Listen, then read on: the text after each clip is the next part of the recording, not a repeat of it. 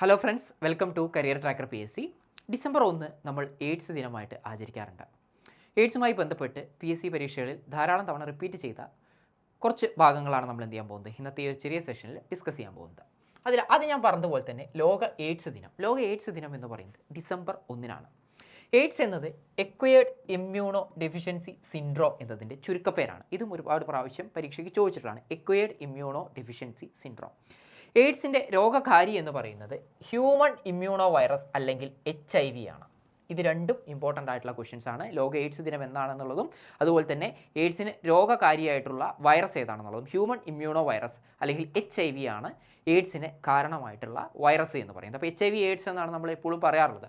അപ്പോൾ ഈ HIV AIDS അല്ലെങ്കിൽ എയ്ഡ്സ് ബാധിക്കുന്നത് ശരീരത്തിൻ്റെ രോഗപ്രതിരോധ ശേഷിയെയാണ്. അതായത് നമ്മളുടെ ശരീരത്തിന് ഒരു രോഗപ്രതിരോധ വ്യവസ്ഥയുണ്ട് അല്ലേ, നമ്മൾ ബയോളജിയിൽ പഠിക്കാൻ പോകുന്ന ഒരു കാര്യമാണ്.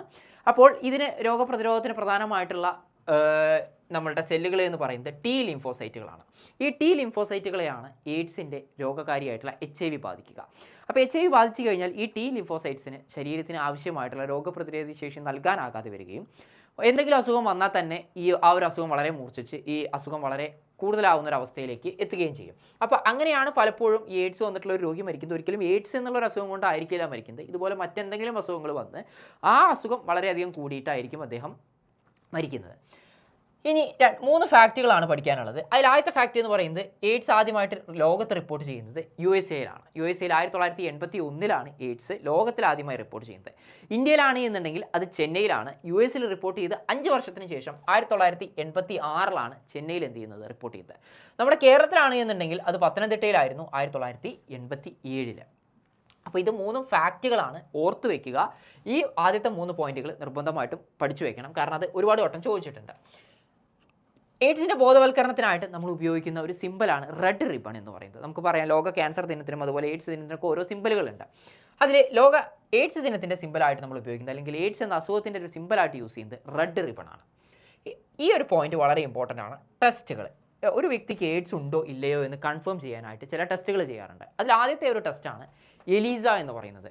എലീസ എന്ന് പറയുന്നതും ഒരു ചുരുക്കപ്പേരാണ്. Enzyme linked immuno sorbent assay എന്ന് പറയുന്നതാണ് എലീസ എന്നതിൻ്റെ മുഴുവൻ പേര്.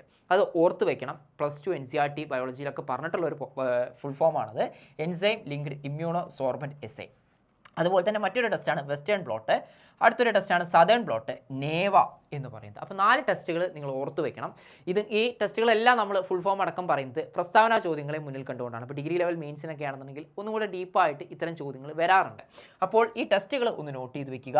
എലീസ, അതുപോലെ തന്നെ വെസ്റ്റേൺ ബ്ലോട്ട്, സദേൺ ബ്ലോട്ട്, നേവ.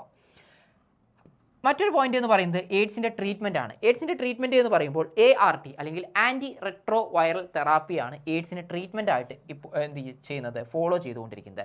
അപ്പോൾ അതൊന്ന് ഓർത്ത് വയ്ക്കുക. ആൻറ്റി റെട്രോ വൈറൽ തെറാപ്പി ഏത് അസുഖത്തിൻ്റെ ചികിത്സയുമായി ബന്ധപ്പെട്ടിരിക്കുന്നു എന്ന് ചോദിച്ചു കഴിഞ്ഞാൽ അത് എയ്ഡ്സ് ആണ്. ഇതൊരു ഇമ്പോർട്ടൻറ്റ് പോയിൻ്റാണ്. 3/5 ഇനീഷ്യേറ്റീവ് ഒരു റാങ്ക് മേക്കിംഗ് ആകാവുന്ന ഒരു ചോദ്യമാണിത്. 3/5 ഇനീഷ്യേറ്റീവ് താഴെ പറയുന്നവയിൽ ഏത് അസുഖവുമായി ബന്ധപ്പെട്ടതാണ്, അല്ലെങ്കിൽ 3/5 ഇനീഷ്യേറ്റീവ് ലോകാരോഗ്യ സംഘടന ഏത് അസുഖത്തിന് എതിരെ തുടങ്ങിയ ഒരു ഇനീഷ്യേറ്റീവാണ് എന്ന് ചോദിച്ചു കഴിഞ്ഞാൽ അത് എയ്ഡ്സ് ആണ്.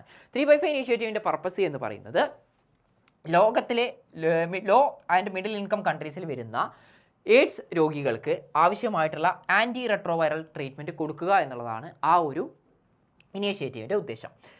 അവസാനത്തെ പോയിന്റ് എന്ന് പറയുന്നത് ഈ വർഷത്തെ എയ്ഡ്സ് ദിനത്തിൻ്റെ തീമാണ്. അത് എന്ന് പറയുന്നത് overcoming disruption transforming the AIDS response എന്ന് പറയുന്നതാണ് ഈ പ്രാവശ്യത്തെ എയ്ഡ്സ് ദിനത്തിൻ്റെ പ്രമേയം. അപ്പോൾ ഇത്രയും കാര്യങ്ങൾ നിങ്ങൾ നിർബന്ധമായിട്ടും പഠിച്ചു വയ്ക്കുക. നമ്മളുടെ കൂടുതൽ ക്ലാസ്സുകൾക്കായി ചാനൽ സബ്സ്ക്രൈബ് ചെയ്യുക, ലൈക്ക് ചെയ്യുക, ഷെയർ ചെയ്യുക. ഓക്കെ.